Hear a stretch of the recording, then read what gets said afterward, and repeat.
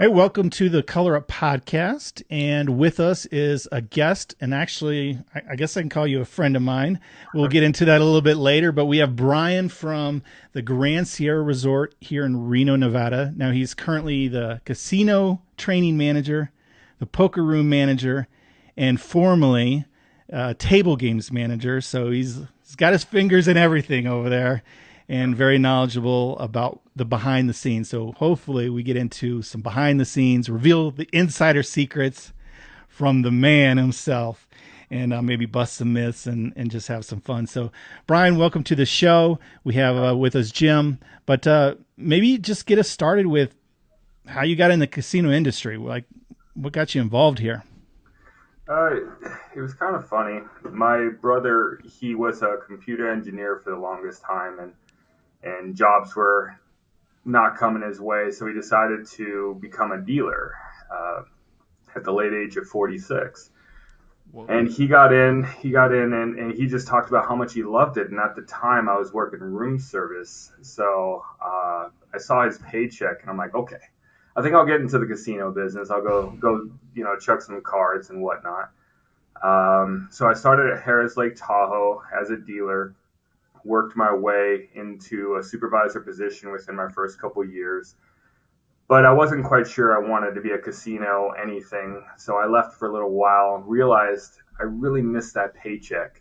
So Mm. I came right back in, worked at the Atlantis for a while as a game shift manager on graveyard, which is basically just running the graveyard shift. Then I moved over to the Grand Sierra where they offered me a position as a training manager. And it started off as a 2 days you're going to train people that we hire, and then 3 days you're going to supervise. But I definitely saw more to this role. We didn't have a manual. We didn't have really a great onboarding program. We didn't have a school. We didn't have anything. So I just started building the infrastructure for the training program, which led to several opportunities. It led to me running the table games department for a year. But at the end of the day, I have a very young family, and I noticed that between running the training program and running table games, I had no time for the family. I looked at poker as an option because they go from 45 tables and to 7 tables. Okay. And as you know, I love poker, so it Yeah. was an easy fit. It gave me the time I needed for my family, and that's where I'm at right now. So is correct me if I'm wrong. The GSR is the only one who kind of has a training school, like everyone else. The other I mean, there's casinos. there's been some schools that have tried. They haven't had the longevity. I know that Legends is starting a school, so we wish them the absolute best. But yeah, for the longest time, there was no school in Reno, and the only thing you could do is pay $1,500 in Las Vegas to take a school. But we found that the people that came out of that school just weren't very good. They were kind Mm. of pushed through. We had to retrain them all. We're like, why not just do our own? Why not just create our own brand and be us? So that's what something I was tasked to do. Now I can't remember the timeline. It was a few years ago. I reached out to you, and you responded to me because I had this idea. Hey, let me film in the casino, and you're like, yeah, that would be cool. Let's do it. And I think you were either transitioning to the table games manager at that point, or you were still just in charge of training. I'm not sure. Yeah, Um, I was a training manager at that point, but I was transitioning into running the table games department as well. And yeah, it's a great opportunity. I love it when you guys get out there and you can show your stuff and kind of walk through the techniques and teach people, hey, do this, don't do that. Our dealers do the same thing on tables. We're all kind of rooting for you guys out there, like, oh man, this guy has a plan. Let's see what he can do, and it's all fun. Yeah, since then they've changed. Well, the marketing director left, and then you moved to the poker room, and so I haven't. I don't know. They're just not as big of fans. I guess they're not they're not as inclined to have me as part of the GSR. So that's why I haven't been filming there. If anyone's wondering, but maybe we get something back working back in the poker room because I know Yeah, that's something that you're into absolutely. now. It was Yeah. fun watching you play poker. It was fun starting to learn a little bit about it. So I'm excited to get back to that sooner than later. So tell me, when you say you're the training manager, is it just of the table games, or are you doing all the people on the casino floor, like the people taking care of the slot players, or what are you exactly training them in one specific game at a time, or cross training? Yeah, basically, I started just in table games and train them every single game in the casino as far as table games is concerned, right? Okay. And setting up those programs. But training can be so much more, right? You have compliance training, you Mm-hmm. have financial training, you have guest service training.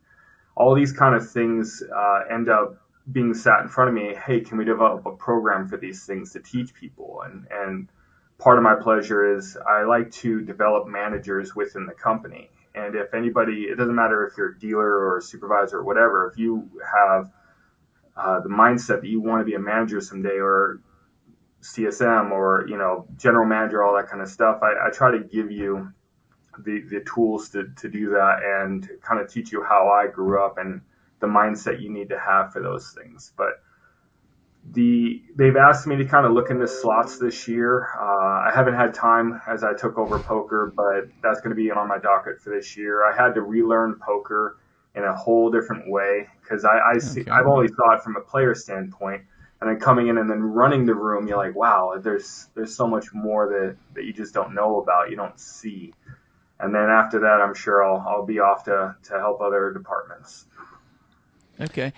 And can I ask a follow up? When you say you're training the slots, what exactly are you training? Are you talking about payouts and those type of people, or what people are you training? That people work on the Yeah, well, machines? it's procedurally, right? And when a jackpot happens, what do you do? When someone wants to do a new card sign up, what do you do?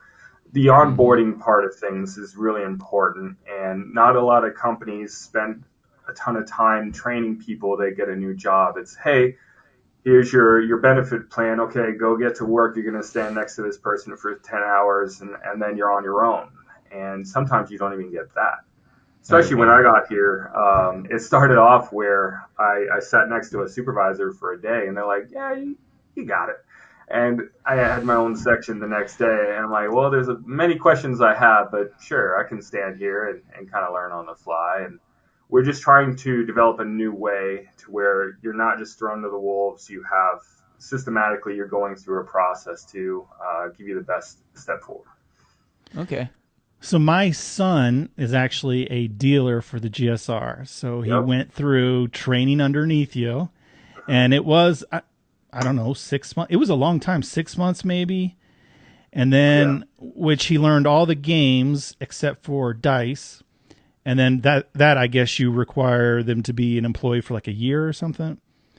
And then he Something went like through that. another, yeah, he went through another weeks and weeks of training, and now he's been dealing dice. I don't know how much he's in the rotation, but uh, well, personal question: how's my son working out for you guys at the GSR? Is he an okay dealer, or is he kind of a pain in the butt, or what's the?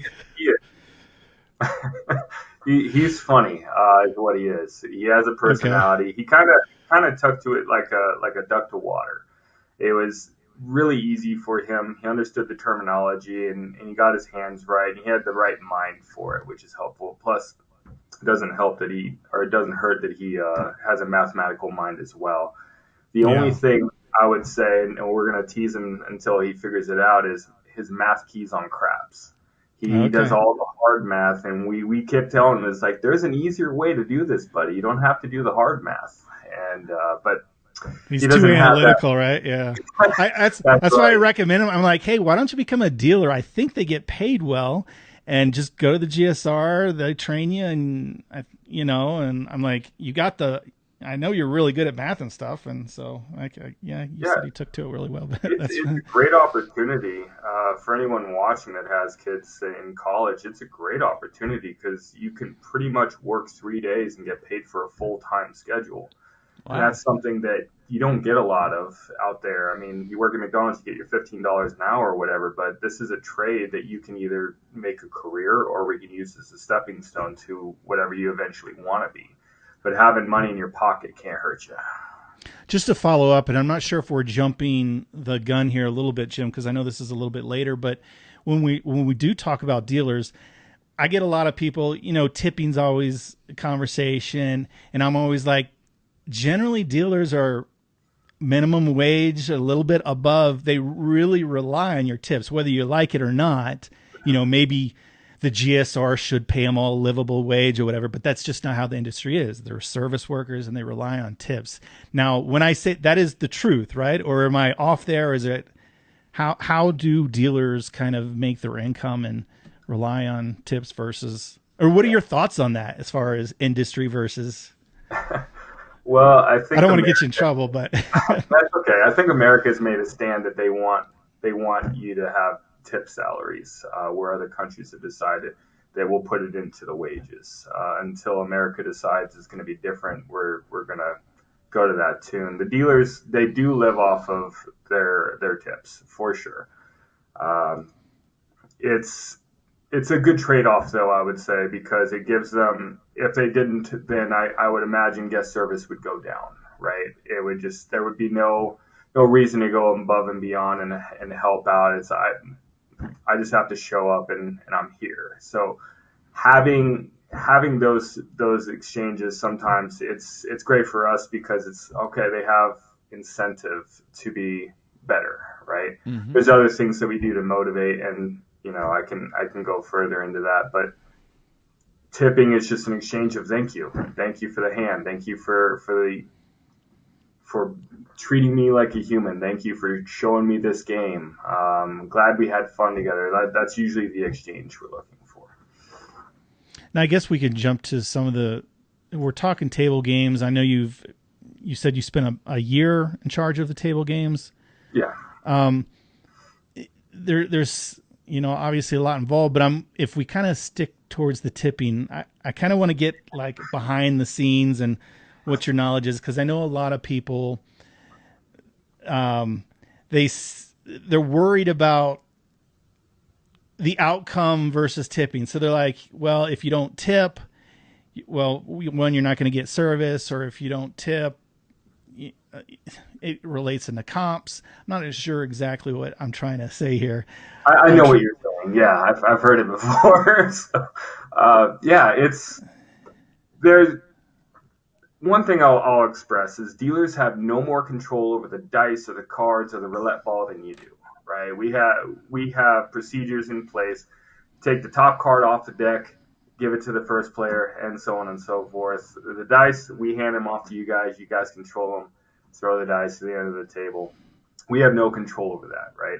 And I can tell you that I have a wonderful team that they really do get excited when people come and join them and play, and they want to teach, and it's fun, right?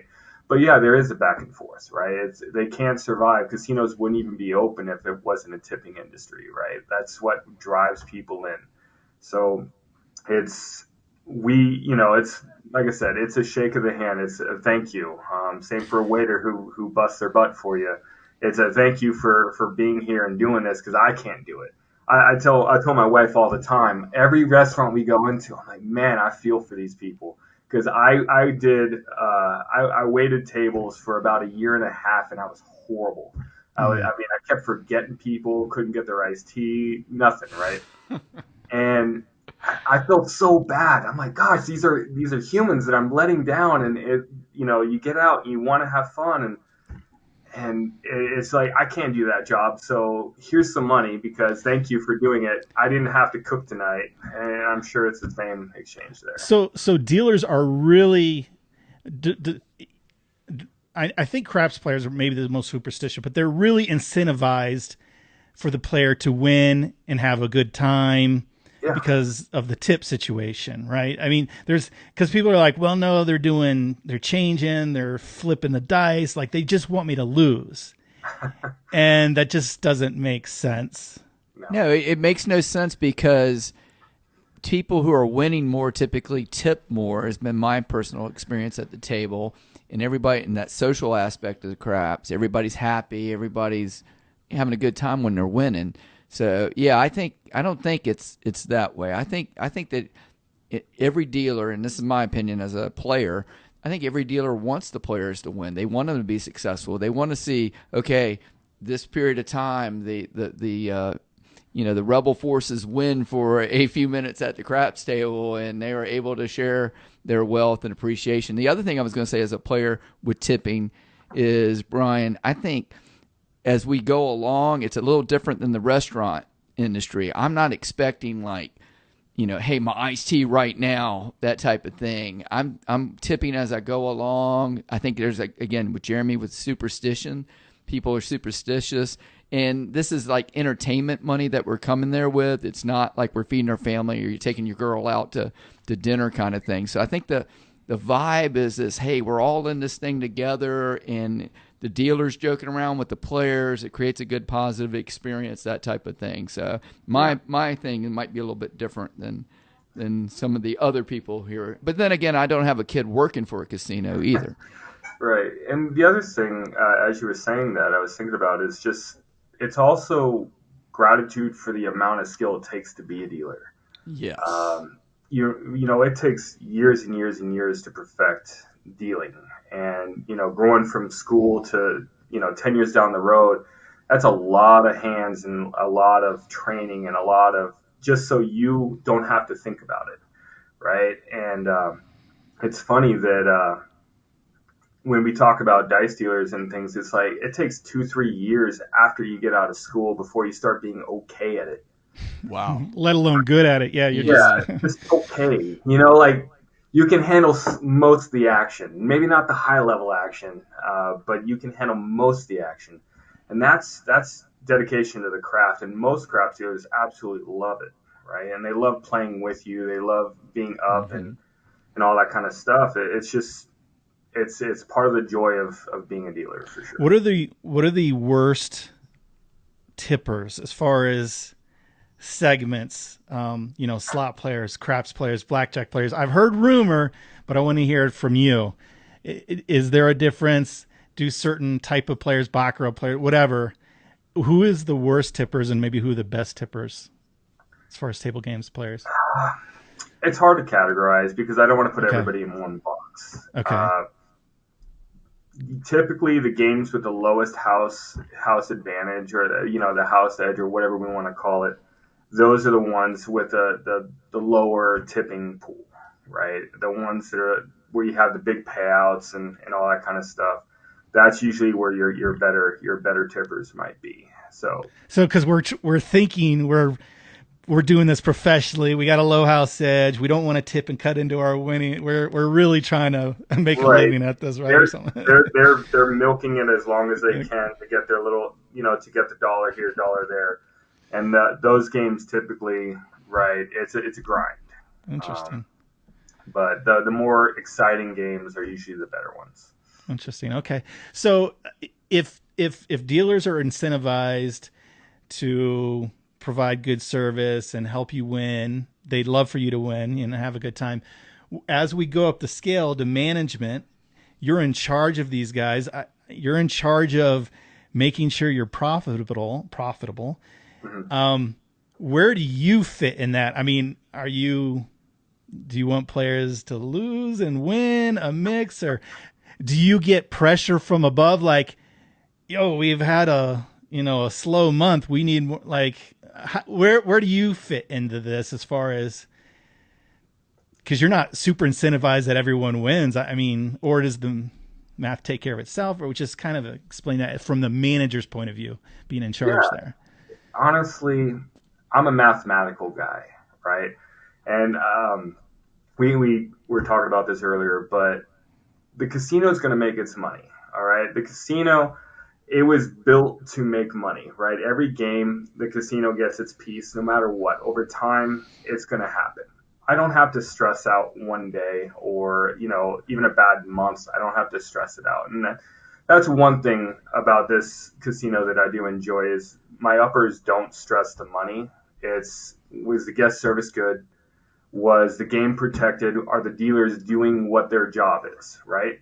And as long as the dealers are doing their job and there's no funny business going on, congratulations. We hope to see you again soon. right? Yeah. And I can tell you, I have worked for casinos where that is not the case, and they're sweating bullets, and, and they're pacing in corners and whatnot. But again, the bigger picture is what I focus on. Is look, casinos are built to make a certain percentage off of every bet. That's going to happen regardless of one day or 1 month or even a down year. I promise it'll swing. I believe in the law of averages, and so I don't sweat it at all. Have you ever seen a down year or even a down month in the table games? It not because of there was so much winning, but I've seen years where like COVID was tough on the casinos and things like that. Okay. I wouldn't say there was any group that came in and just took us out. I haven't seen that in my time. Now, you mentioned other casinos that did kind of sweat the money. What is their? Do they just not have a big enough behind the scenes bankroll, or why would they care if the math works out? I can't answer that, unfortunately. Okay. It's mindset. Maybe they're super competitive. I don't know. Okay. But we all want to win, I guess. As players, as a casino owner, I would imagine. There might be just that competitive, thing. But honestly, at the end of the day, I think everybody knows what the score is. You would think that players would be like, I understand the casino's going to get theirs. There's no reason for them to cause a problem. But there are plenty of us out there, or not me, but they send in. Let me just cut to the chase here. Do you have casino coolers who are sent in to disrupt the game, disrupt the flow, disrupt, a winning streak or anything like this? No. Oh, come on. Are you telling us the truth here? It's a coincidence. So it's a coincidence when I'm on a hot roll and they're bringing out red chips. Someone comes out, this guy in the suit, and spills the drink, and yeah, it's funny. I've heard of these things in the old mob days, right? Where the mobster would tell the dealer, "Hey, knock over that, deck of cards, or drop a drink, or whatever it is." Like, I've heard of this stuff happening back in the day, right? In my experience, and that's all I can really speak to, no. We ultimately we do dealer changes. When we do dealer changes on craps, it's every 30 minutes. You have a dealer come in every 30 minutes. When we change the cards, it's usually pretty regimented. It's like usually every 2 hours we'll change the cards or something like, you know what I mean? Like, it's regimented, right? And you have a system in place, right? It's not because it's funny. And, sometimes people go home, right? Sometimes people go home and it's like, so a new dealer comes in and takes over, and then that person is on the, early out list. Then they go home and it's like, oh, we had 3 dealers rotate in the last hour. It's like, unfortunately, we're in closing hours and dealers are going home. So we're cycling in new dealers until we get a regular crew. But it's so funny. I always laugh at that. It's like, why would I want to, ruin the opportunity, ruin your experience? Because that's what we're trying to facilitate, right? We want you guys to have an amazing experience. Because if we screw with that and you leave with a sour taste in your mouth, you're not coming back, right? You're feeling like you got shortchanged. You're not gonna come back. Why would I want that? I want you to tell your friends, man, I made all this money here. I had a great time. The roll wasn't fantastic, because you'll bring your friends and you guys might have a better experience or more experiences here. And that's the big part of it. A lot of our audience is primarily dice players, so I do want to ask some specific questions in this category, Jim. I know what's coming. Well, we'll start off easy. Okay. Speaking of good experience, what it's like probably the biggest win or, streak, or, a guy came on a weekend or a big roller and, had a big one. What have you seen at the dice table? Oh, I've seen people go on multi-$100,000 runs over weeks and weeks and weeks. And, it's fantastic. that they have such a run, but it doesn't live forever, right? And that's kind of the thing, right? We're talking about the law of averages. It doesn't live forever, so enjoy it when it's there.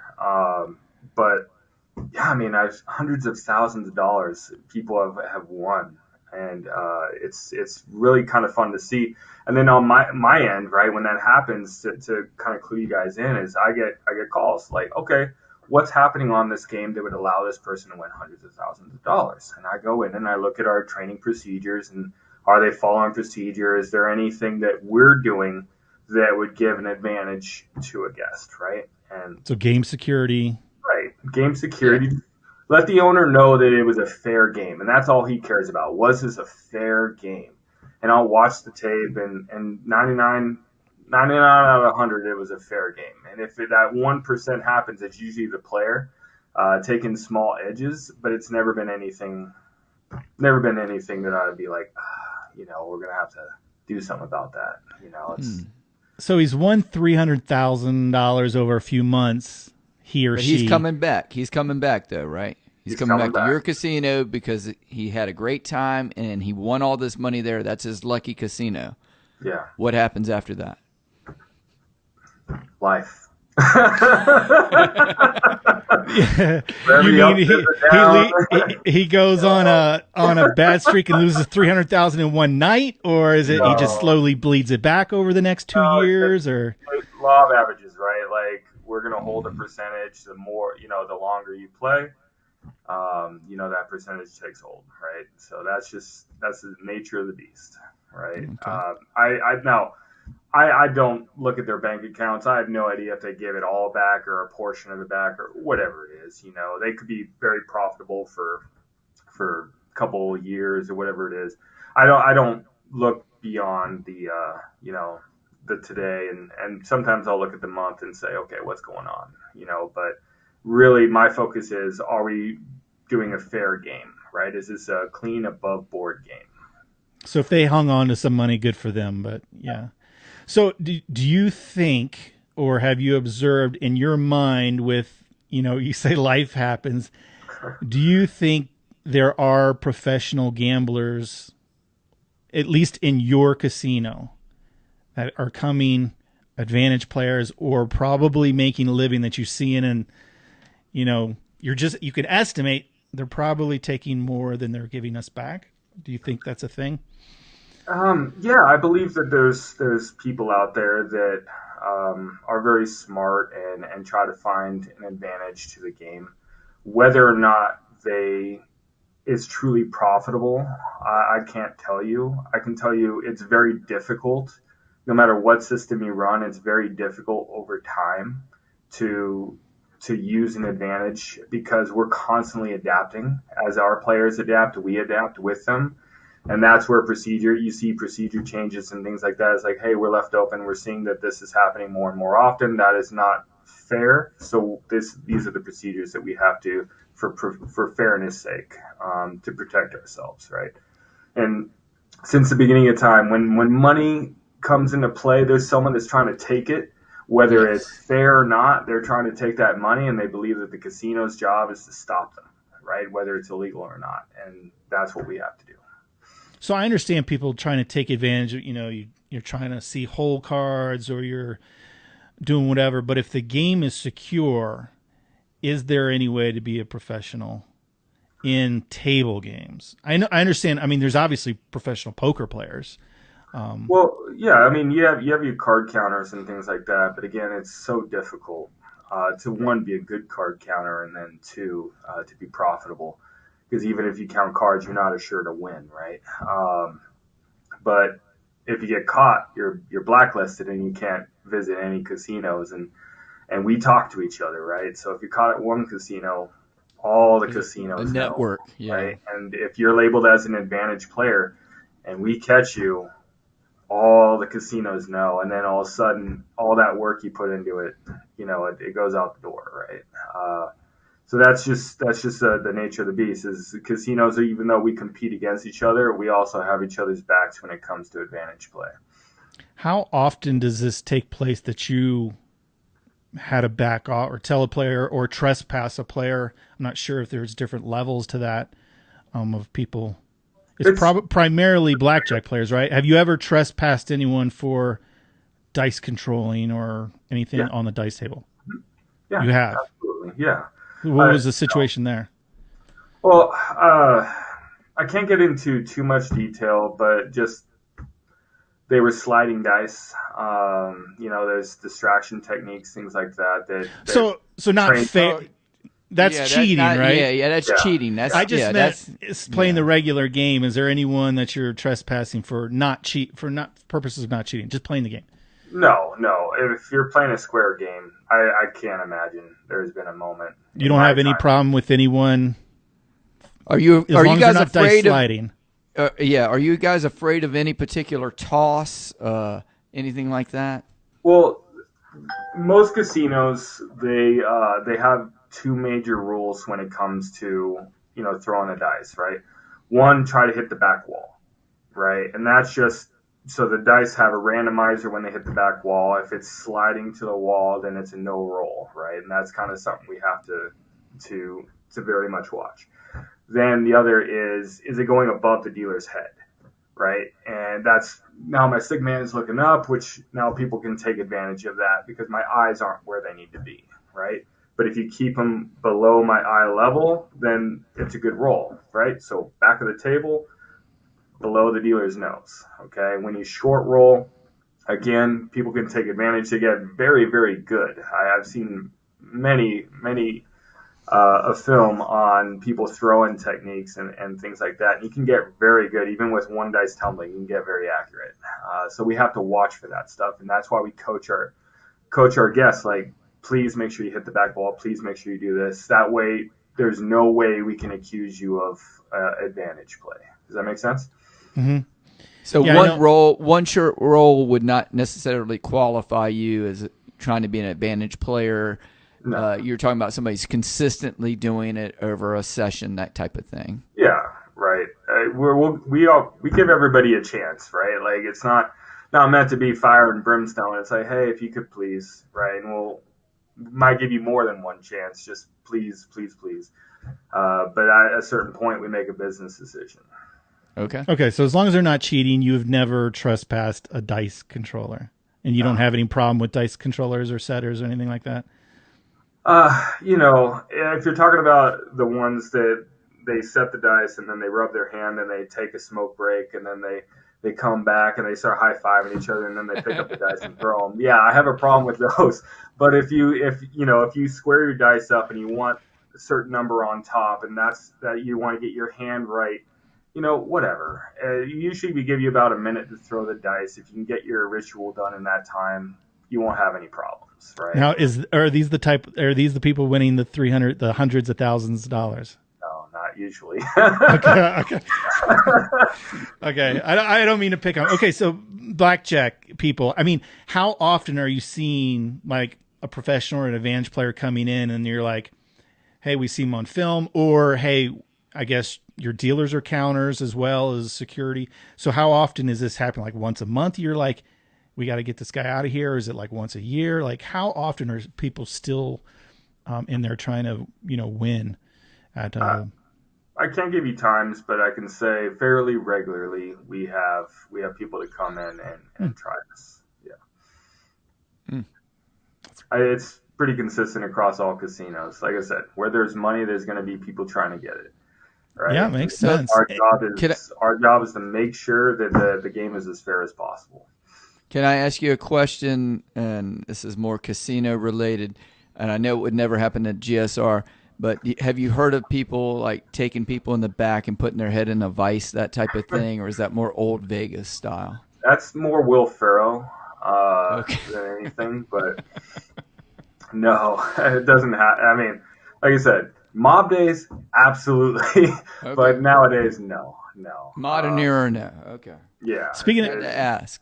We did a news story a few weeks ago that this lady, we thought it was a man. It turned out it was a lady, actually jumped on the dice table and was just like throwing chips.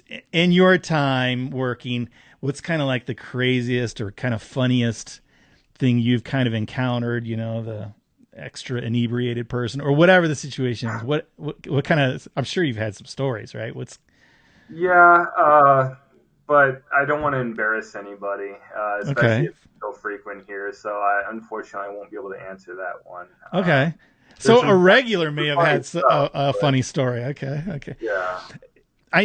Reno's kind of a transitional town. I guess you have a lot of, well, I don't know. I'm just assuming that you have a good percentage of locals or regulars, and then you have the out of towners that come in, maybe more so even than the other casinos in town. How does that dynamic work as far as regulars and then outsiders who are coming in? In what capacity? Well, Sorry. as far as how you treat them or how they are on the games, which you have to do kind of different for them. Are they Well, just different type of customers for you? Do you see different attitudes? It's kind of a no, broad I mean question, but it's all fun, whether you're regular or not. Yeah, we do have a lot of people that come in from California area, from Washington, from out of country, all that kind of stuff. We get pretty good travel here, and it's fun because it mixes it up for us, right? We get to meet someone new every single day and share an experience and hopefully give them an experience. That's always fun. The locals, yeah, we know you by name. We're ready for you. We know what kind of chips you want, what kind of bets you have. I'm going to talk specifically to craps, but when you develop a relationship or when you show up to a casino, we actually learn your style, so that way we try to protect you from forgetting your bets, right? Like I am always up on that yo 11. Oh, you forgot it this time. Let's get you up on that, right? And we try to help you out. We know your presses, your techniques, and things like that, so you can build a relationship, and now you have someone working with you. So locals, we love them to death, want them here every day, but they're usually Monday through Fridays, and then Saturdays and Sundays, it's our out of towners that come in and have a good time. They're the party animals, and we have a good time messing it up with them. And the beautiful thing about casinos is every single day you walk in, it's going to be different. You never know. I actually just thought of a question which I'm going to kind of work into, but first I want to, as far as I really appreciated how when you ran the show there that you had it different levels. So you had bubble craps at $1. I'm not sure if you brought in the roll to win machine, but you had the roll to win table, and then you had the real tables. They were all different price levels. So I mean, the one was $1, $5. The regular tables were 10. Obviously, on the weekend, they're dynamic pricing, so they go up 10, 15. I guess now they've switched to a stadium craps.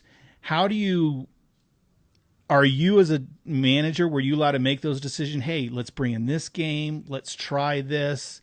Let's pull out two of these Texas Hold'em games and put in, another dice table. Or how do you make decisions like that? Does that come down to the table game manager, or does it come from above, or just pure It's a accounting? Or It's a team.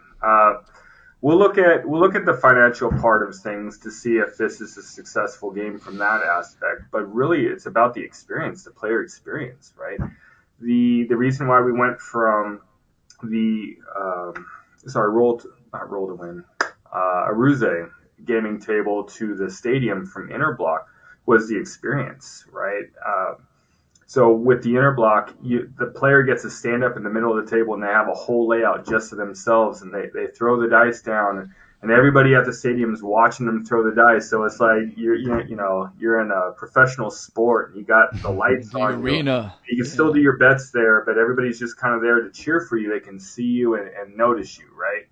And that experience is something we're like, you know what, we want that to be a part of our image. And the Grand Sierra does a great job of bringing in new games, new products, and trying things out, and even giving these companies that don't even have a name in the business yet a shot, right? Like, hey, why don't you come in here and put your product on our table? We'll see if it works, right? And we're more than happy to try these things to give people the advantage, or at least give them exposure to the business. And sometimes it shoots off and it's awesome, and sometimes it's like, all right, we have a learning experience. Here's the data for you guys. Thank you very much. We're going to try another game.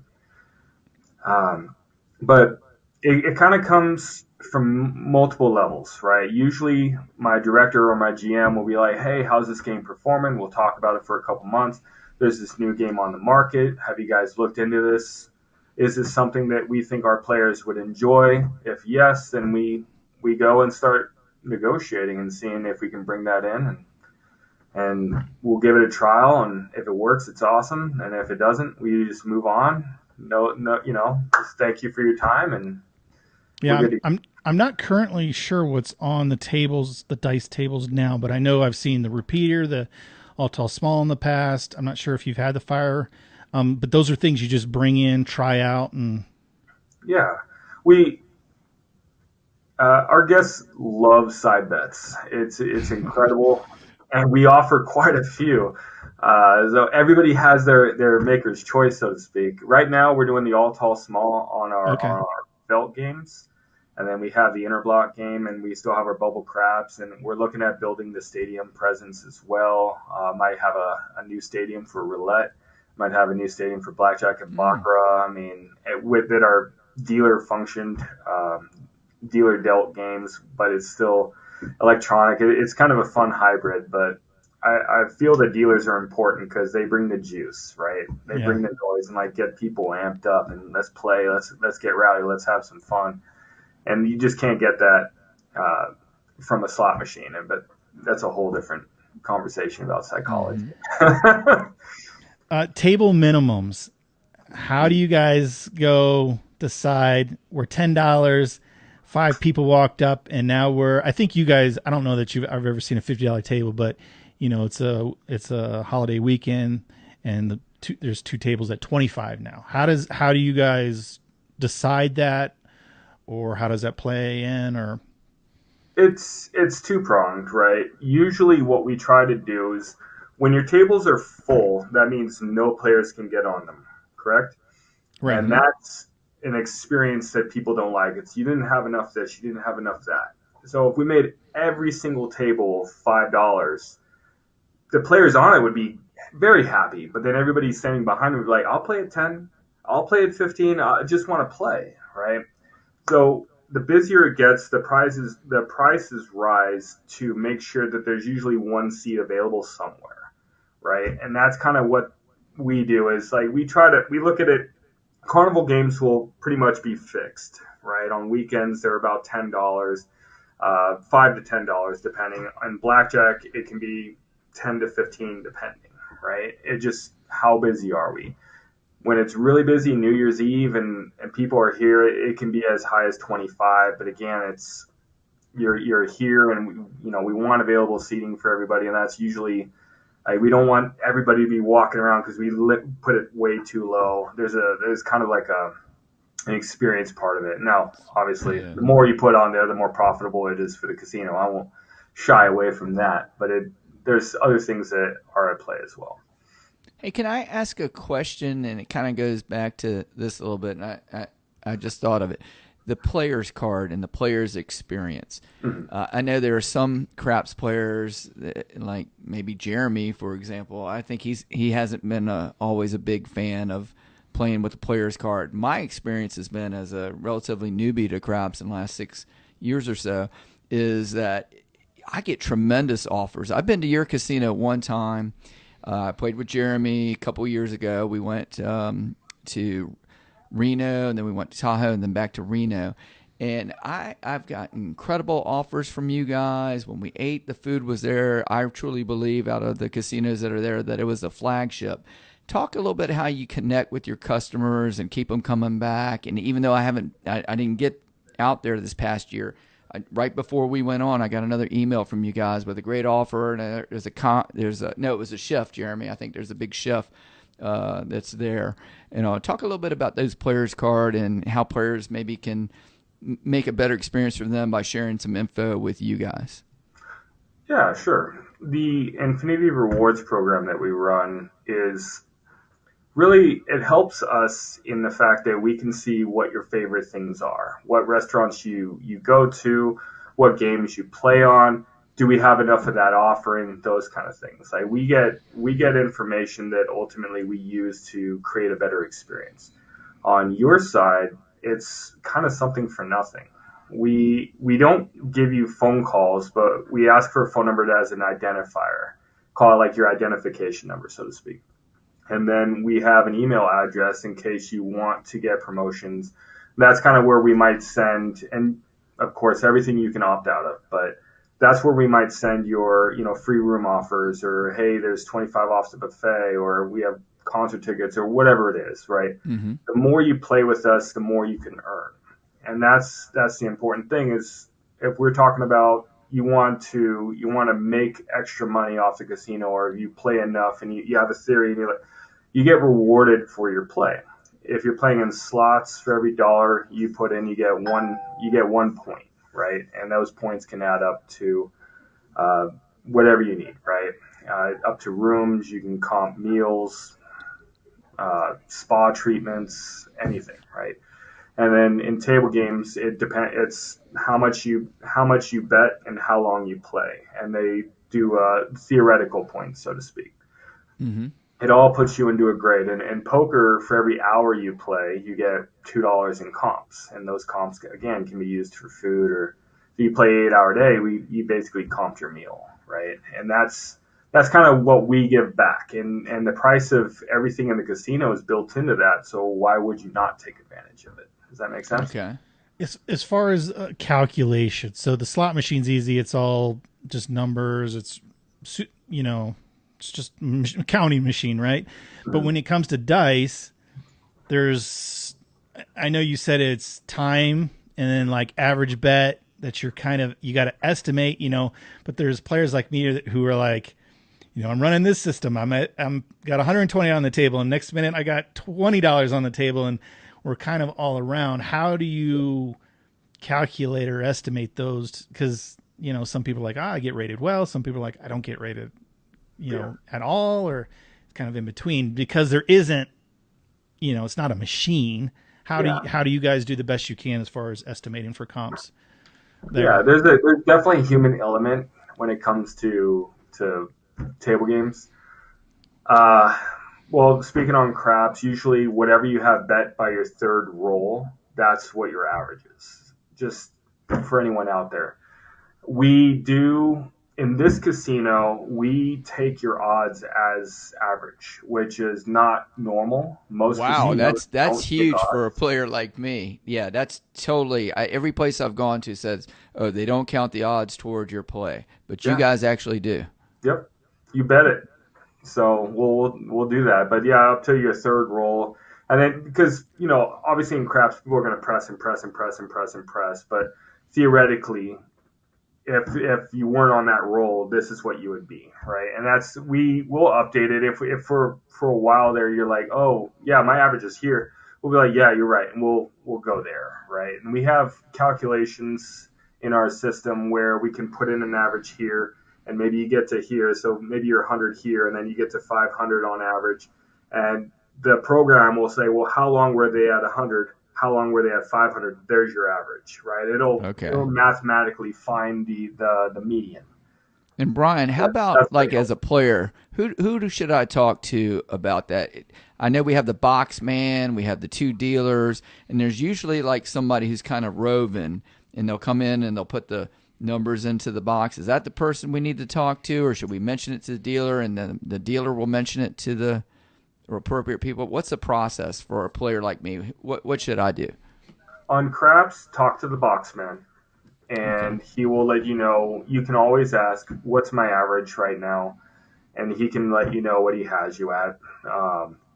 And that's one way. The other way is at the end of your trip, you can also talk to VIP and have a conversation with them, especially when you're talking about comps. You say, hey, this is what I was doing out there, and they can make adjustments as well based on what they see.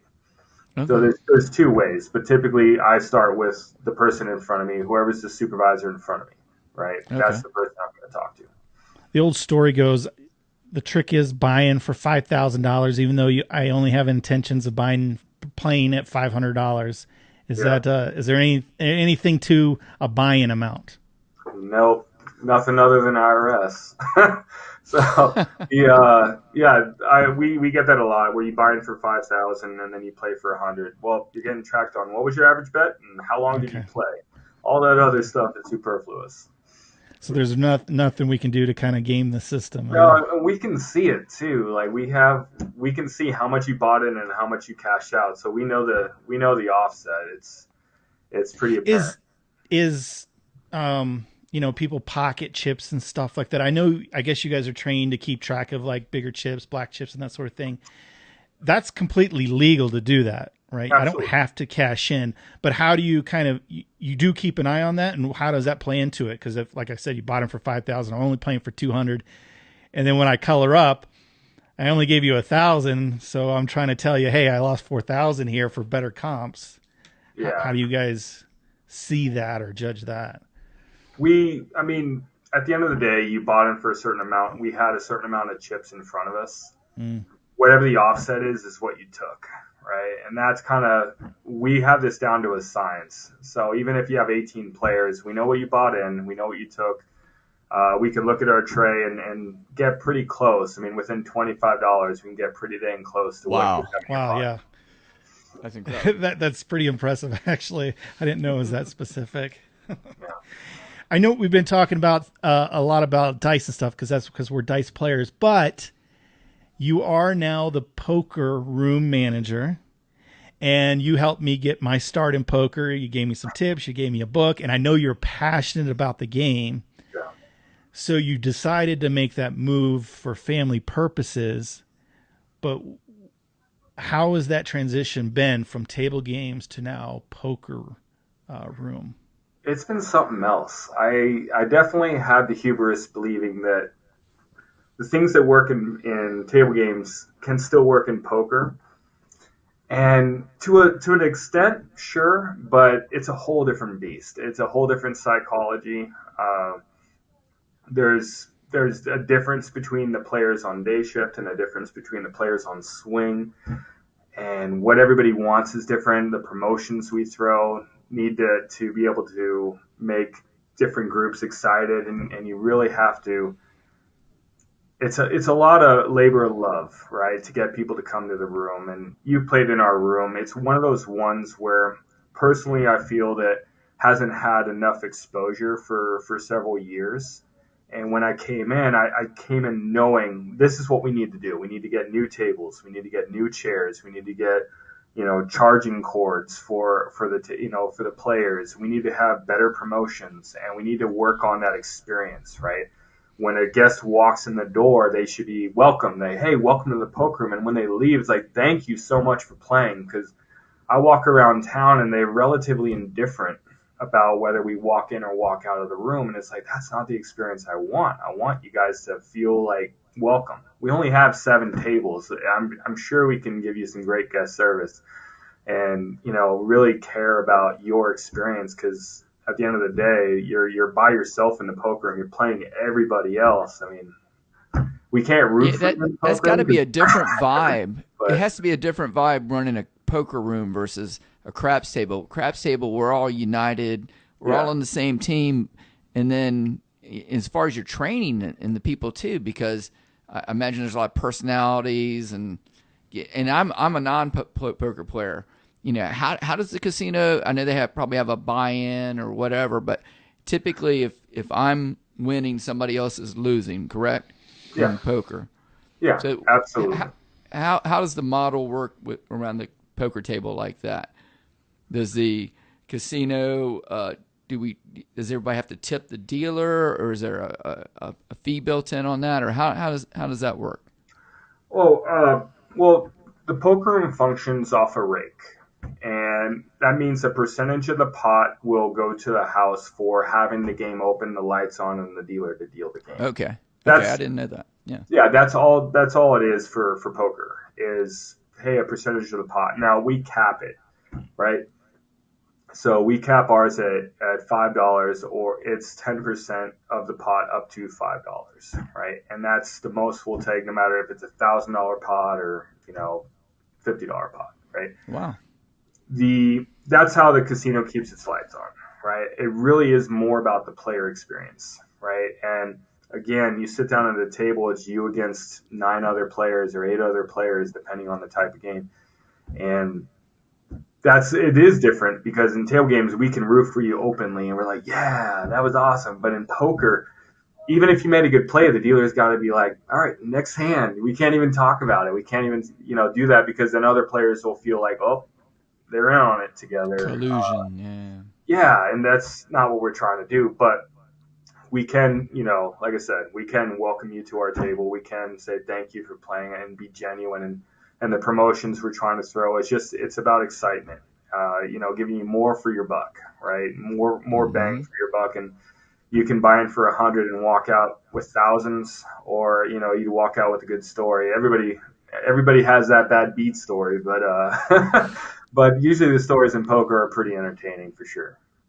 So the table game players and poker players, I assume they're very different animal type person. How in the poker room, how do you approach that environment and keeping them happy versus the table game? Because it seems like out there it's pretty easy, just have a good time. The dealer's having fun with them, like you said, they're cheering with them, rooting for them. In the poker, it's usually more somber.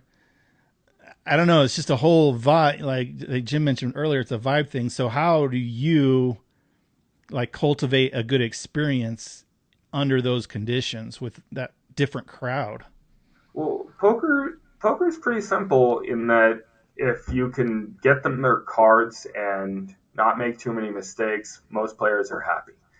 The dealers don't have to be the center of attention. They just get the cards out so we can get it through as many hands as possible. And players actually enjoy that because, right, I'm going to fold 70 to 80% of my hands. I don't want to sit there and wait for the next hand to come out, right? So an efficient dealer and a polite dealer and someone that just keeps the game going is really all they need.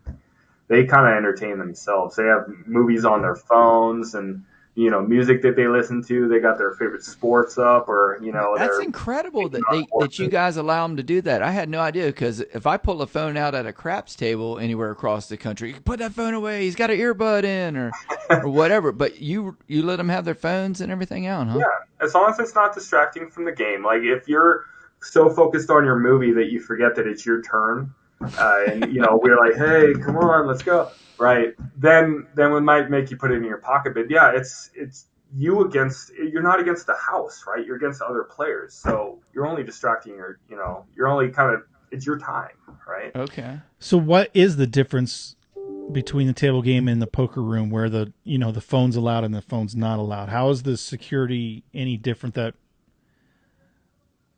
why are you allowed in the poker but not at the blackjack table? Because again, you're not playing against the house. A person on their phone at a blackjack table could be receiving a call. Hey, I saw the dealer's exposed card. This is what it is. This is how you should be playing. Those kind of conversations can happen on live games. Where in poker, you're just playing against other players, and it's not against the house. So, you can pretty much do what you will. So basically, he's saying, hey, if you're you can't use the technology where you can cheat against the house, but you can use the technology and watch a movie, entertain yourself. But I don't see how you can in a poker room, use the technology to give you an advantage. Right? Yeah, that's what I'm saying. I don't understand the advantage. So maybe that's it. Again, you're sitting next to other players, and if you're on your phone saying, "Oh, he has this hand," then you're like, "Cool," then something's up, right? The only caveat, if you play in a tournament, typically you can't have your cell phone in a tournament because, again, at that point it's a timed event. We don't want things to be slowed down, and we don't want anyone to have a different advantage over anybody else. And that it's more regulated when it comes to tournaments. But cash games, as long as you're not distracted, you're good.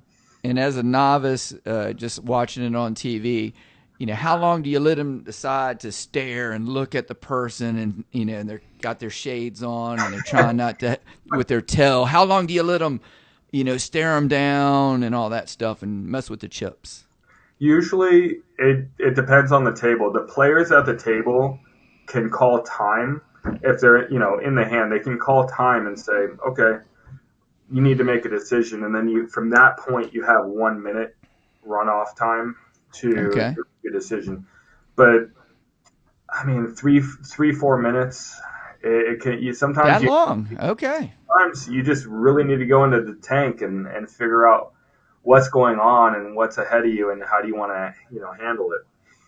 Wow, that's probably one reason why I would never play poker, because I like the action of the table. Let's get the dice moving. From my experience, it's very rare that it's just a very critical decision on a big pot or something like that happens.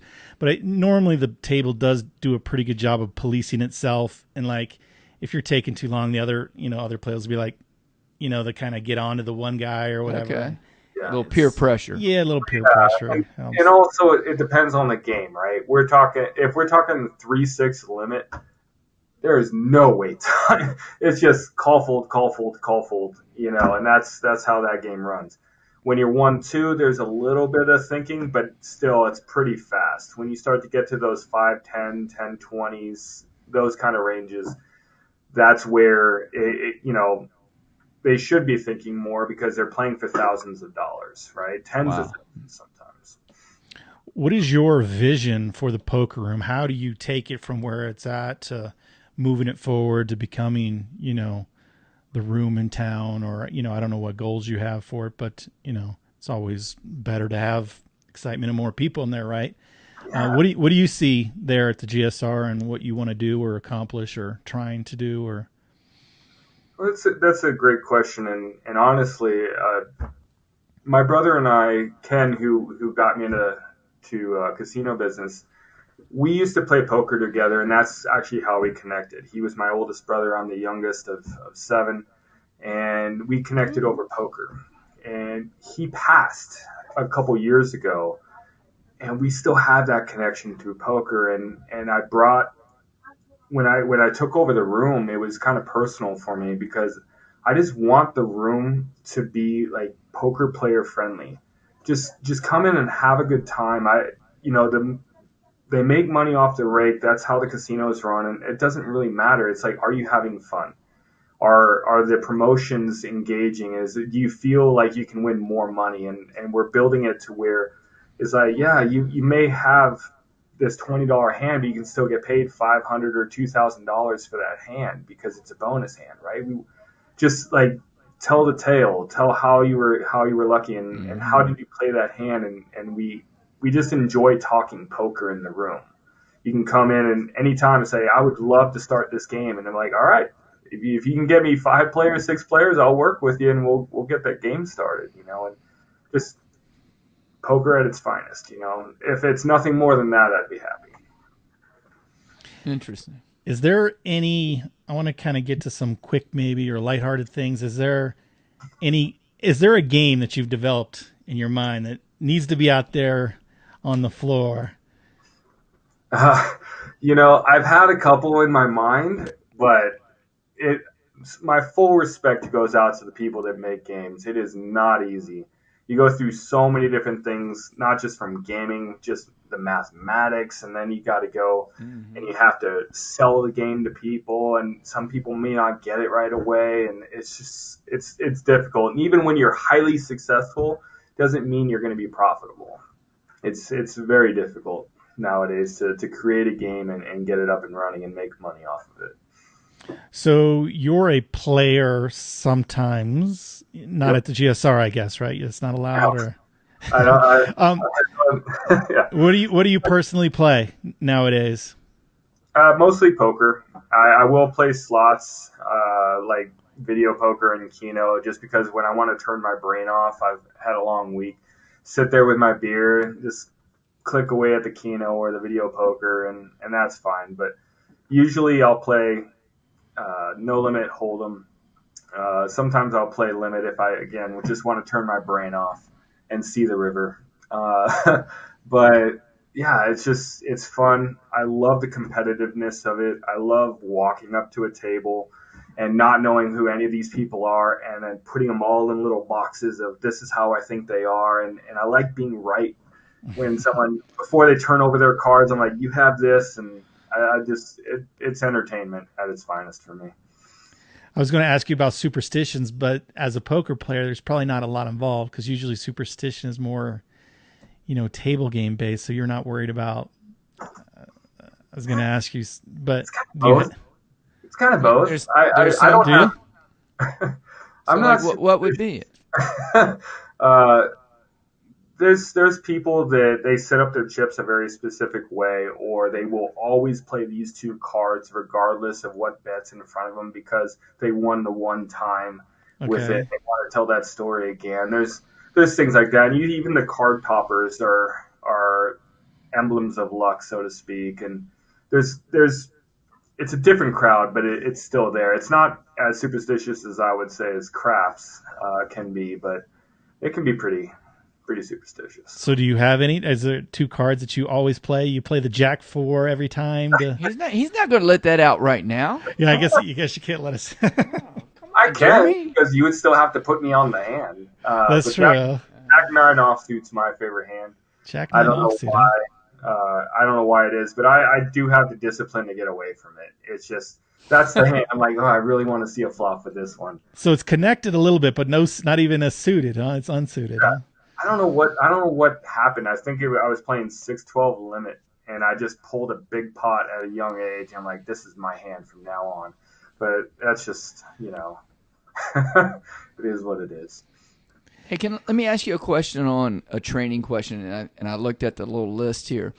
So, like, as a relatively, soon-to-be experienced player, I know there's an order of payout, there's an order of operations and taking and booking the bets and everything, and it works best when, it's order. But when you get some of these players who are a little pushy and a little bossy, or maybe they're not as experienced, how do you train your dealers to kind of for the better experience of the table, whether it be late bettors or whatever? How do you coach those guys up to say, hey, look, I need to do it this way? Or what do you tell your people on that to train the players? I guess you're not just training the dealers, but you're also training the players.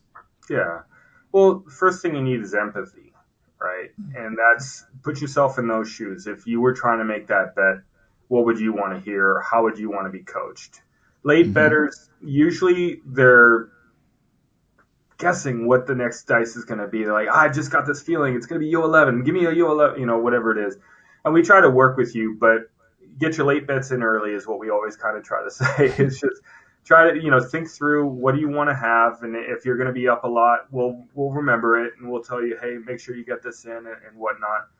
And it's more just the last thing a dice player wants is someone's hands in the middle of the layout while they're trying to roll the dice, right? And that's kind of what we're trying to be aware of is, hey, like when you guys throw chips in, when you do these little things here and there and you're distracting the dealer, it's like all it does is slow down the game to where now the shooter's starting to cool off, or it eats into itself, and everybody's just like, oh my god, like it's dragging on, and now my experience isn't exciting. It's just this is painful, right?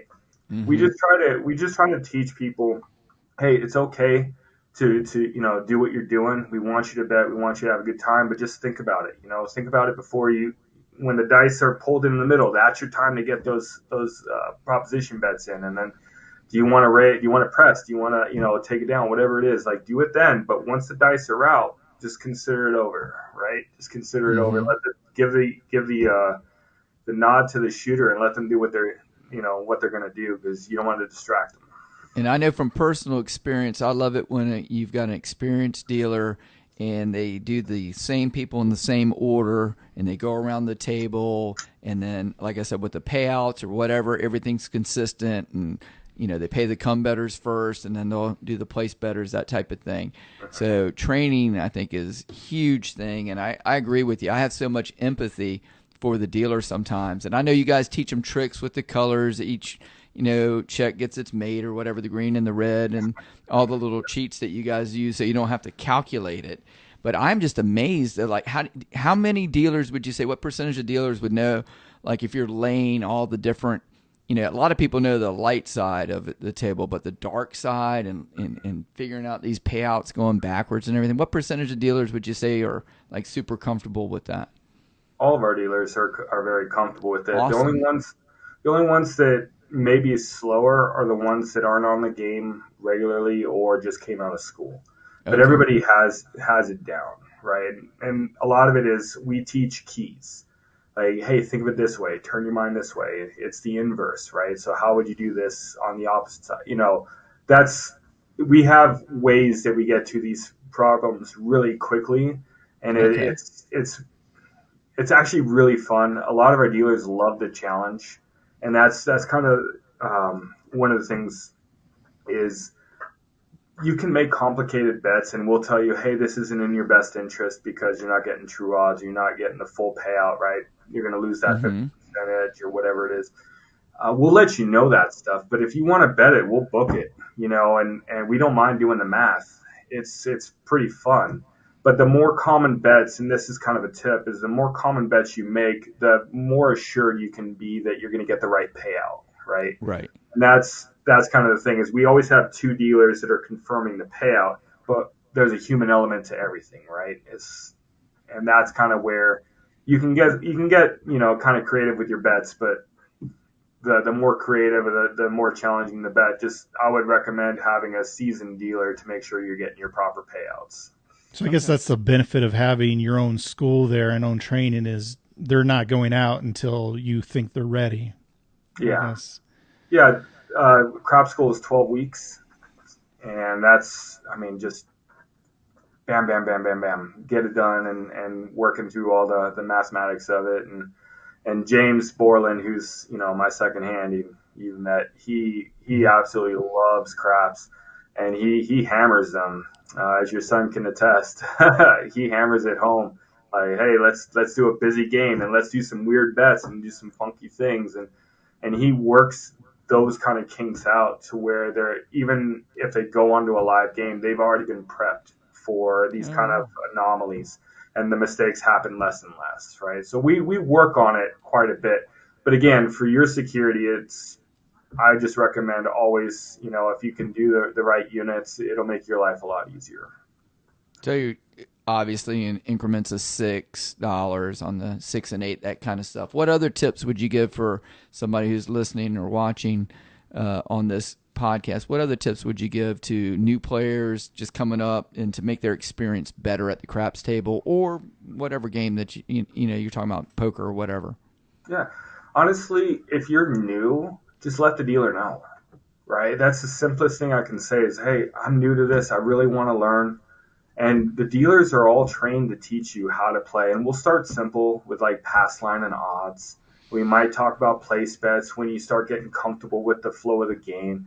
We don't really distract you with proposition bets because, again, it's the game is to play with the other players. You want to have the place bets and all this kind of stuff. We kind of work you through that. And even if you're new to blackjack, if you're new to Pai poker, roulette, all that kind of stuff, just say I'm new, and we'll Mm-hmm. teach you. We'll talk to you about basic strategy and hey, this is what you want to think about and those kind of things. Because again, we want you to win. We want you to have success, especially if it's your first time.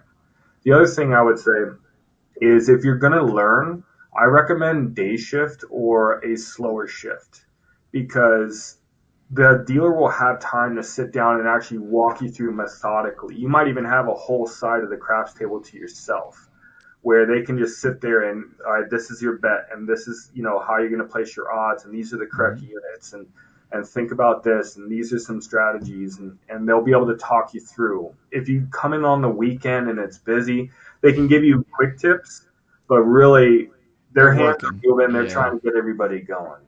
Mm-hmm. Well, that's always good. So start off slow time of day, weekday kind of thing, or morning. Morning for most casinos is always going to be the slowest, I'm assuming. Yeah, daytime from 8 a.m. till about 2 p.m. is usually you'll have plenty of time to talk and kind of learn. And then when it gets to the weekend, you can get there with the big crowds and you already kind of know what you're doing, Ready to right? roll. You can also try the ETGs, the electronic table games. You can sit there and you can tinker away. As you guys alluded to, we have the bubble craps where you can bet $1. You have the interblock craps table where you can bet a $5 minimum, just depending on what you are, and you get to feel the dice and throw everything. Like it's up to you what you want to do. We have something for everybody so that you can learn and kind of get excited about it. We try to have an offering for everybody. Excellent. Yeah, I guess we can kind of wrap it up there. I just have probably a whole nother list of questions for you. Maybe we'll have you back on. But so those that are coming to the GSR, you mentioned we've got different levels at Dice Game, but what do you like about the GSR, and what can listeners expect when they're visiting you guys as far as the table game experience? What sets you guys apart in the market, you think? Well, there's several things. As a property, I love that we're a one-stop shop, right? You come in on a resort and you don't have to go anywhere else. They have everything there for you, from pools to food to you can go shopping, you can go to the driving range, you can go to movies, you can go to the theater and watch a show. Like everything's here. And that's kind of nice, especially for your kids, because you can take them down to the VR arcade, or there's games and all this kind of stuff, Sensology. Like there's wonderful things on property that everybody can experience as a family, and that's one of my favorite things about the property. As table games, it's just we really pride ourselves on being the best trained department. We'll see a lot less errors and more people just really trying to be um, there for you, like present in the moment, right? And our guest service is like we're constantly talking about that. How can we step it up? How can we, make their experience better and welcome people in? Because ultimately, we want you to come in, have a good time, and whether you win or lose, right? It's did you have fun, right? And that's all we can offer is did you have fun, right? Because the other unknowables, it's I would love for everybody to walk out extra $1,000 in their pocket, a couple, whatever it is. I'd love for that. But the one thing we can guarantee is that you have a great time. And bringing it even closer to home for you and your poker room, you got anything, upcoming promotions or anything that we should be aware of that I, should drag myself back out there? And what do you got going on there in the poker room? You should drive back out there because I've been waiting for you. But yeah. We're doing a promotion where are you familiar with Splashbots? Yeah. Okay. Splashbot, just a quick describer, is the casino puts money in the middle of the pot that anybody can win if they win the hand, right? And what we're doing is we have select NFL football games that if they score a touchdown or a field goal or a safety, then we'll do a splash pot as a trigger. And it's really fun. So now you're watching your favorite games and there's money in the pot, and you cheer when there's a touchdown because hey, now there's a splash pot and I have a little bit of extra juice in there. So that's something we're running. And I have some things some coming soon that we're developing for the end of the year that should be pretty fun. Cool. Awesome. Jim, any final questions for Brian? No, I appreciate you doing this. What do you see next in your career as you move along? Are you going to be poker manager until your kid's out of college? What are your career plans? What's the next step for Brian? Oh, I love staying busy and I love learning new things. I'm not sure what my future holds, and that's part of the excitement. But I'm sure there'll be opportunities that come and that I'll get to learn something new. And excellent. Yeah, we're looking forward to it. All right, Awesome. well, we really appreciate your time. And if you come to Reno, definitely check out the GSR. I agree with them. Best customer service, and I think a lot of that has to do with the training that Brian provides. So